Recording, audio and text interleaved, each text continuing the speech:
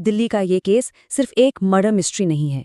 ये एक ऐसी कहानी है जहां प्यार, भरोसा और रिलेशनशिप आखिर में सिर्फ डर और मौत में बदल गया।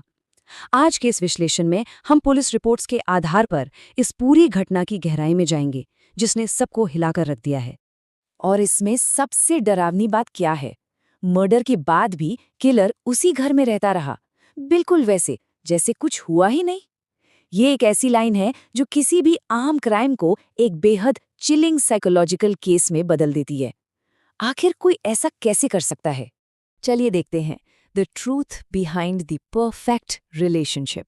ये कहानी शुरू होती है दिल्ली के एक आम से फ्लैट से, जहां एक यंग कपल रहता था। दोनों रिलेशनशिप में थे। बाहर से सब कुछ बिल्कुल परफेक्ट लगता था। सोशल मीडिया पर उनकी फोटोज, साथ घूमना फिरना, एकदम नॉर्मल हैप्पी कपल जैसी लाइफ। सबको यही लगता था कि दोनों एक दूसरे से बहुत प्यार करते हैं।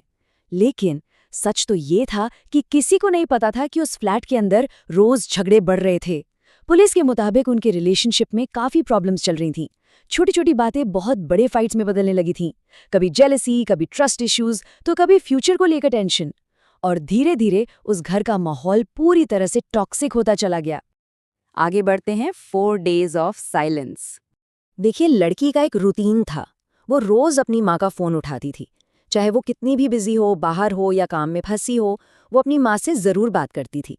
लेकिन फिर एक दिन अचानक उसका फोन आना बंद हो गया। पहले दिन फैमिली ने सोचा शायद बिजी होगी।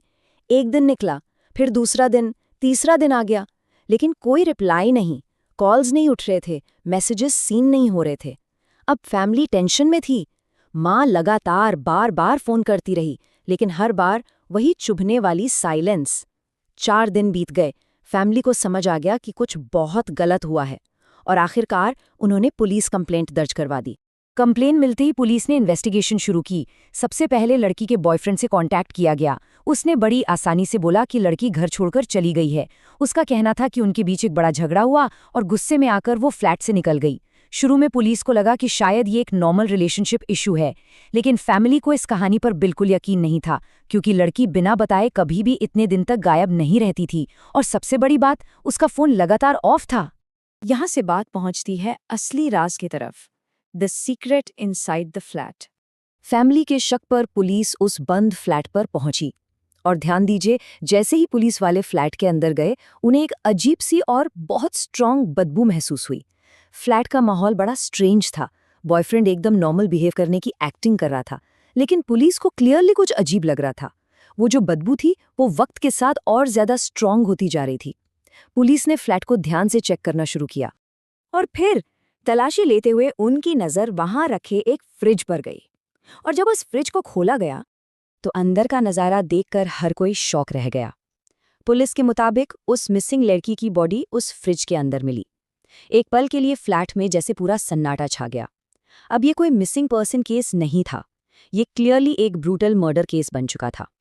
पुलिस ने तुरंत बॉयफ्रेंड को डिटेन कर लिया, फ्लैट सील किया गया, फोरेंसिक टीम बुलाई गई, और धीरे धीरे एक एक लेयर खुलने लगी।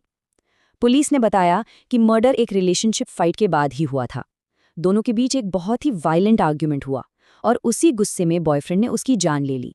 इसके बाद जो जानकारी सामने आई वो और भी भयानक है। Life after the murder. Police के मुताबिक उसने बॉडी को फ्रिज में छुपा दिया, और उसके बाद भी वो उसी फ्लैट में रह रहा था। वो वहीं सोता था, वहीं बैठकर खाना खाता था, और बिल्कुल नॉर्मल लाइफ जीने की एक्टिंग कर रहा था, जबकि उसके फ्रिज के अंदर एक डेड बॉडी छुपी थी। सबसे डरावनी बात तो ये थी कि इन 4 दिनों में फैमिली लगातार फोन करती रही। माँ बार बार बेटी की आवाज सुनने के लिए कॉल करती रही, लेकिन सच उस फ्लैट की दीवारों के अंदर बुरी तरह बंद था।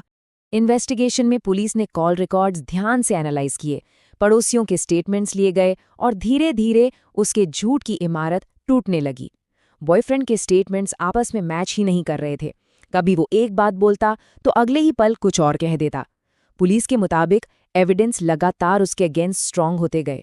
फ्लैट से मिले फोरेंसिक क्लूज, क्राइम की टाइमलाइन और उसकी अजीब हरकतें, सब कुछ डायरेक्टली उसी की तरफ इशारा कर रहे थे। आखिरी हिस्सा, द मोस्ट डेंजरस स्ट्रेंजर। जब ये केस मीडिया में आया तो पूरे देश में एक शॉक फैल गया। लोग सिर्फ उस मर्डर के ब्रूटैलिटी से नहीं, बल्कि उस किलर के कोल्ड बिहेवियर से ज्यादा डरे हुए थे। जरा सोचिए, कैसे कोई इंसान एक डेड बॉडी के साथ उसी एक घर में इतने दिन नॉर्मल रह सकता है? आखिर कोई इतना कोल्ड कैसे हो सकता है? दिल्ली का ये केस सिर्फ एक रिलेशनशिप मर्डर नहीं है। ये सोचना कितना दर्दनाक है कि एक माँ सिर्फ अपनी बेटी का फोन आने का वेट करती रही, लेकिन जिस फ्लैट को वो अपना घर मानती थी, वहीं उसकी जिंदगी पहले ही खत्म हो चुकी थी। ये पूरी कहानी हम सबके लिए एक बहुत बड़ी वार्निंग है। कभी कभी जो रिलेशनशिप बाहर से देखने में परफेक्ट लगता है ना, हो सकता है वो अंदर से पूरी तरह टूट चुका हो। और सबसे डरावनी बात, 4 दिन तक किलर उसी फ्लैट में बिना किसी डर के रहा, जैसे कुछ हुआ ही नहीं। सच में कभी कभी सबसे खतरनाक मॉन्स्टर्स कोई अजनबी नहीं होते, बल्कि वो वही लोग होते हैं जिन पर हम सबसे ज्यादा ट्रस्ट करते हैं।